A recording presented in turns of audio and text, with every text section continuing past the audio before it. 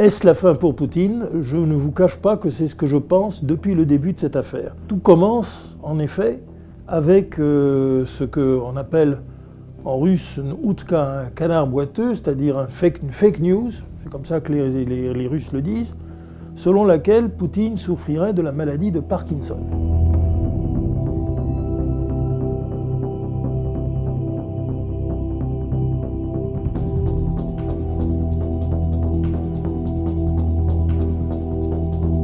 Pourquoi je pense que ce n'était pas une fake news?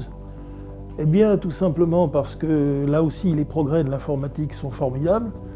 Et donc, des hackers à la fois russes, israéliens, semble-t-il, et américains sont arrivés tous à la même conclusion, et ça ne peut pas être une conclusion fausse, à savoir que l'information, qui n'était pas un canard, a été diffusée explicitement depuis le Kremlin. On n'en est pas au point de savoir dans quel bureau du Kremlin c'est parti.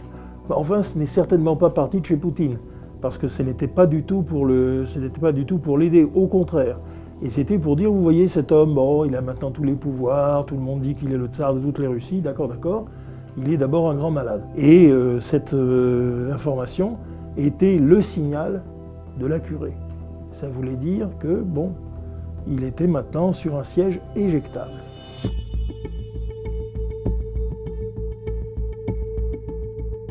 Comment ça se passe en Russie? Là, par contre, il y a des protocoles. Des gens qui étaient au départ tout à fait d'accord avec Poutine, mais là, ils ont dit non, c'est pas possible, on arrête maintenant. Et donc, Poutine, qui connaît quand même son histoire russe mieux que moi, a compris que les carottes étaient cuites, s'il ne faisait rien. Et c'est là que s'ouvre la fenêtre d'opportunité. Car que s'est-il passé? Il y avait déjà toute la crise avec le Donbass, ce n'était pas d'hier. Poutine a joué un petit peu l'âne pour avoir du son, c'est d'ailleurs ce qu'il a fait avec tout le monde, car il a trompé Macron, mais c'est tout à fait légitime que Macron soit allé le voir et qu'il lui ait menti, si j'ose dire. Il a trompé ses collègues, il a trompé tout le monde, il a dit bon ben voilà, maintenant on fait la crise, et puis au bout d'un certain temps, là j'arrive devant la barrière, je m'arrête. Tout le monde l'a cru. Et c'est ce moment-là où il a décidé de faire l'inverse, c'est-à-dire de foncer. Et il s'est dit, ben voilà, c'est tout trouvé, ils ont déjà trouvé de me foutre dehors pour raison de santé. D'ailleurs, c'est probablement pas faux. Et donc, je vais être tout simplement destitué pour raison de santé, après quoi ils me feront la peau. Alors, qu'est-ce que je peux faire? Et c'est là où je dis comme Kissinger, ben oui, il était un peu paranoïaque, mais il avait raison. Il a dit, je n'ai qu'une possibilité maintenant, c'est de faire un coup d'État et de les mettre devant le fait accompli. Et j'ai quand même encore une armée de fidèles, comme disait le général de Gaulle juste avant sa démission, c'est-à-dire tous ces Russes qui n'encaissent pas, parce qu'ils sont nostalgiques de ce qu'était l'Union soviétique, que l'Union soviétique ait dû être dissoute.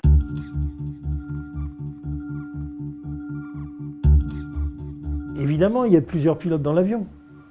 On ne peut pas comprendre ce concert d'incohérence que nous avons aujourd'hui si on pense que c'est le même homme qui parle.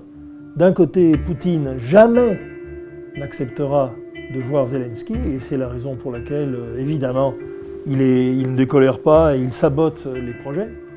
Et de l'autre, ben, les autres le poussent.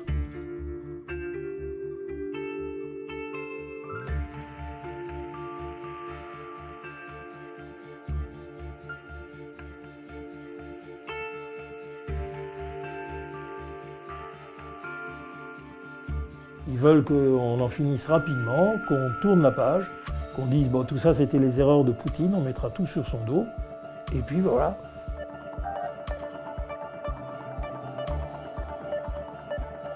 Dans ces conditions, comment Poutine pourrait-il partir? Malheureusement, il y a l'hypothèse qui pour moi est la plus défavorable, la mort pure et simple. Nous avons déjà un saint Nicolas II, qui est un saint de l'Église orthodoxe. Je ne voudrais pas qu'il y ait un saint Poutine. Je souhaite de beaucoup que Poutine soit soigné et soit mis dans un endroit, je le compare à Sainte-Hélène pour Napoléon, un endroit dont on ne s'évade pas. Et ici, j'ai encore un message de mon ami FDF, et il a voulu qu'il soit public. Et il me dit, bon, je pense que tout sera terminé fin juin.